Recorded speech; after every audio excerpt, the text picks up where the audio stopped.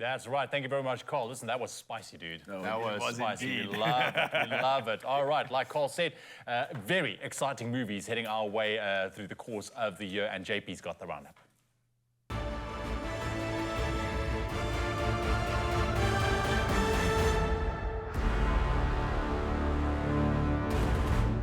So dramatic. Yes. So dramatic. We love it. JP Sebastian in the house. How's it, my brother? It's really like insulting to me to have such a dramatic. Like, if you knew how I rolled out of bed, I don't walk like in the morning. But you roll out of bed in dramatic fashion. And then leopard crawl to the caffeine. Like, Can we just It's acknowledge dramatic. that? Yeah, I know, but I want to acknowledge man's roll out of bed and look good this morning. Let's just acknowledge that. I like Thank it. you. Well done. These just happened to be lying on the floor, and I just like rolled into it. So. Yeah, of course. I woke up like this.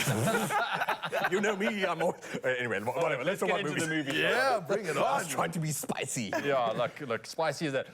Very, very cool. We're excited. The Expendables. Later in the year, it's coming out. What's happening? That's right. Yes. We've got, I think it's September 22nd is the date on that. That's it. I mean, this is one of those movies that I suppose it's pretty runty compared to the fact that we've got Weather Mission Impossible, John Wick, and you've got even Fast and Furious. It doesn't maybe stand up to those? I don't know. Did you guys follow the previous ones? So I'm a massive fan. Okay, good to hear. Just put that out there. Maybe that's an unfair assessment of It's me. only because it's absolute OGs working in a movie together, right? then you might it's be- not actors necessarily, and that's the beauty of it, right? You're Absolutely. taking real fighters.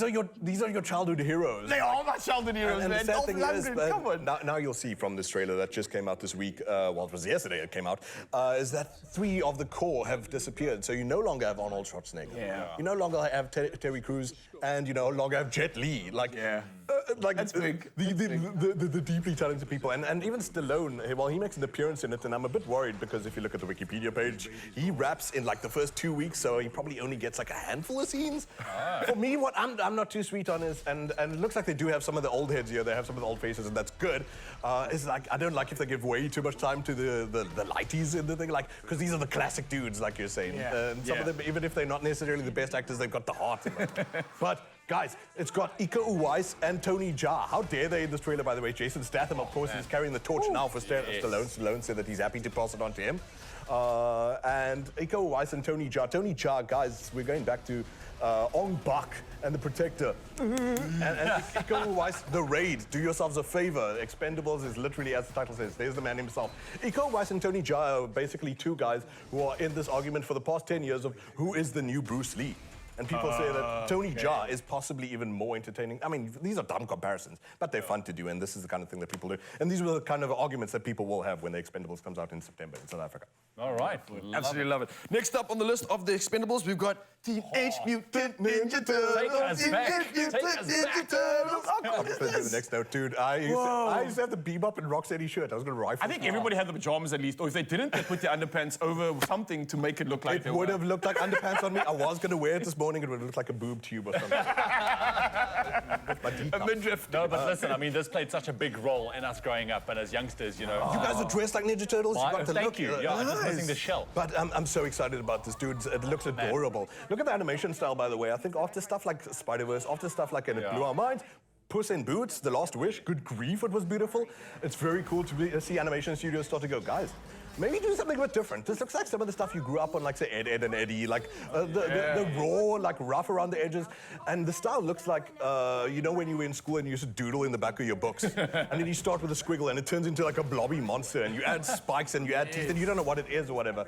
But it's cool to see people do less and less of this hyper clean, hyper, you know, polished sort of like CG stuff. Sometimes we need a break from that.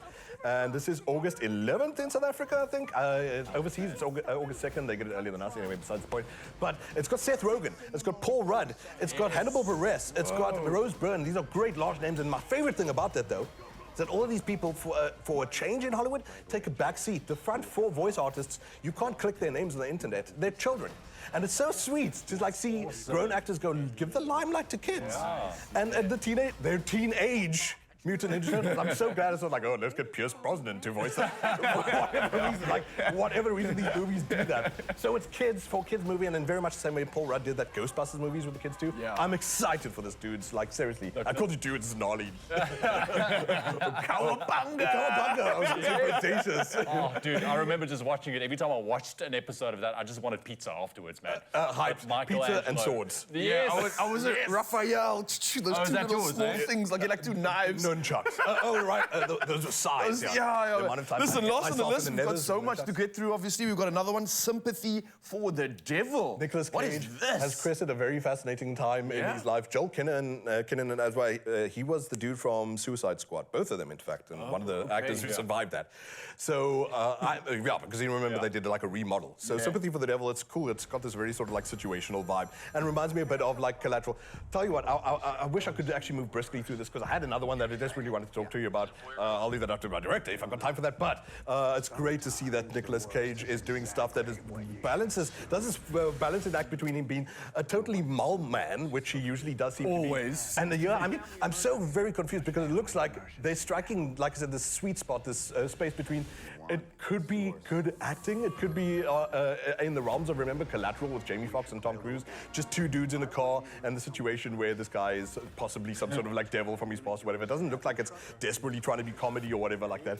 But I'm really confused about how to feel, and I'm sure that I'm going to put my head on the block here when I say it might be a good movie, even though he wilds out in it, clearly drank too much coffee in that scene. I love Nicolas Cage, man. I am a fan. I do. And after all these years, we've realized that the dude is not just like someone who needs to be, I don't know, institutionalized or something like that. He is just having fun. It's weird that for all this time, he was just having a jolt. And he does dumb, small movies because he loves to do dumb, small movies too. And actually, this one looks like it's got a bit of class.